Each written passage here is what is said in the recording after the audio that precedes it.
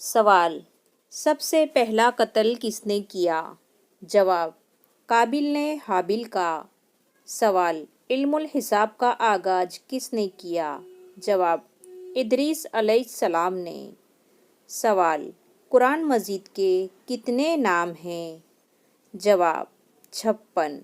سوال: قابل اور حابیل کون تھے؟ جواب: حضرت آدم علیہ السلام کے بیٹے تھے۔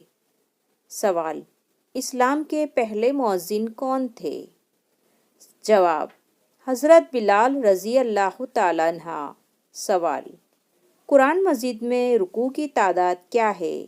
جواب: 558۔ سوال: قرآن مجید میں کتنی منزلیں ہیں؟ جواب: 7۔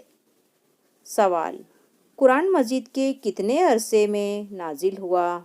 جواب: 22 سال 5 ماہ اور 14 دن۔ سوال: نماز جنازہ کا ذکر کس سورت میں آیا ہے؟ جواب: سورہ توبہ میں۔ سوال: دنیا کے دوسرے پیغمبر کا نام کیا تھا؟ جواب: حضرت سیس علیہ السلام۔ سوال: واقعہ معراج کا ذکر کس سورت میں آیا ہے؟ جواب: سورہ بنی اسرائیل میں۔